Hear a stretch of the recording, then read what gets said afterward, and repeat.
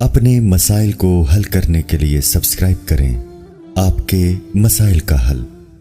کیا attach bath room میں وضو کی دعائیں پڑھ سکتے ہیں؟ اٹیچ باتھ روم میں وضو کی دعائیں نہ پڑھیں تو اچھا ہے۔ ویسے بھی وضو میں کوئی لمبی چوڑی دعائیں نہیں ہیں، صرف ایک ہی دعا ہے، اللہم اغفر لی ذنبی ووسع لی فی داری وبارک لی فی رزقی۔ اس کے علاوہ جو لمبی چوڑی دعائیں ہیں نا وضو میں، ہاتھ دھوتے ہوئے یہ، منہ دھوتے ہوئے یہ، قلی کرتے ہوئے یہ کسی بھی مستند روایات سے، حدیث سے ثابت نہیں ہے۔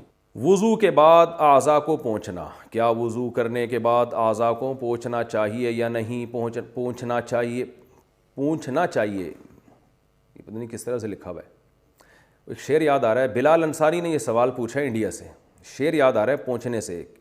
ہم نے 9th کلاس میں تھے تو ہمارے ٹیچر نے شعر سنایا تھا، ان کے دستے نازک کے لیے بھیجی تھی جو پونچھی، خبر پہنچی تو یہ پہنچی کہ پونچھی نہیں پہنچی۔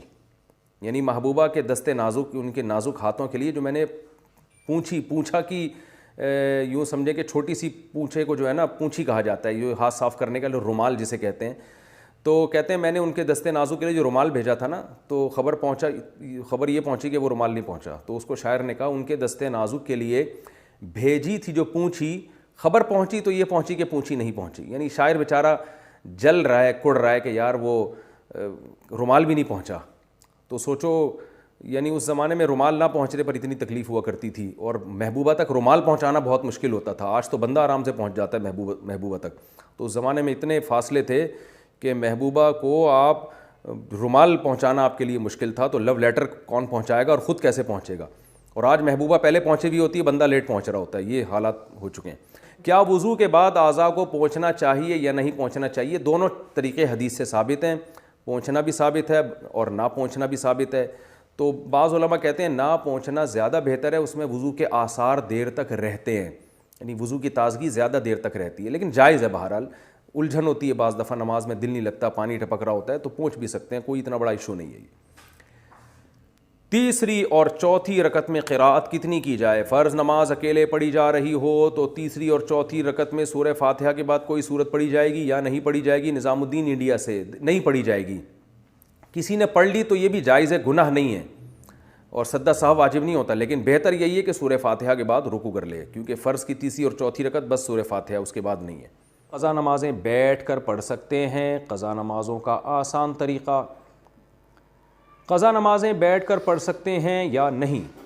اگر قضا نمازیں کافی زیادہ ہوں تو انہیں پڑھنے کا آسان طریقہ کیا ہے؟ محمد عمران اسلام آباد سے۔ دیکھیے، فرض نماز شرعی عذر کے بغیر بیٹھ کر پڑھنا جائز نہیں ہے، اگر پڑھ لی تو نماز ادا نہیں ہوگی، خوب سمجھ لیں، وہ کھڑے ہو کر ہی پڑھنی پڑے گی آپ کو۔ اور قضا نمازیں زیادہ ہوں، آسان طریقہ یہ ہے کہ فرض کی تیسری اور چوتھی رکعت میں آپ سورہ فاتحہ نہ پڑھیں، بلکہ اس کو ایک تسبیح کے بقدر آپ کھڑے رہ کر رکوع کر لیں۔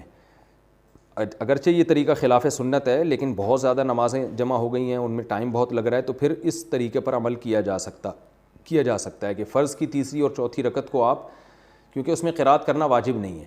ممکن ہے بہت سے لوگ یہ فوراً حدیث پیش کر دیں، لا صلاۃ الا بفاتحۃ الکتاب، سورہ فاتحہ کے بغیر نماز ہی نہیں ہوتی، تو سورہ فاتحہ کے بغیر حدیث میں آتا ہے نماز نہیں ہوتی، یہ نہیں آتا کہ رکعت ہی نہیں ہوتی۔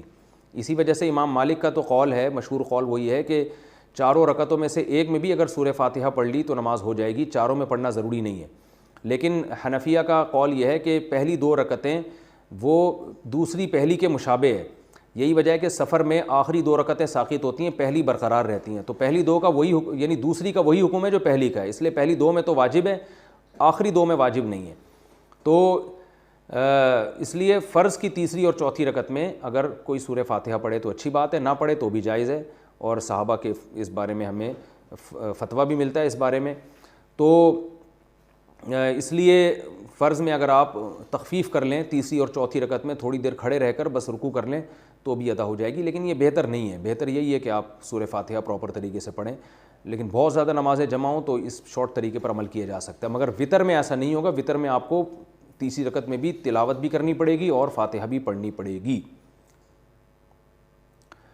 وضو میں دانت سے خون آئے تو کیا حکم ہے؟ وضو کے دوران دانتوں سے خون نکلتا ہو تو وضو ہوگا یا نہیں؟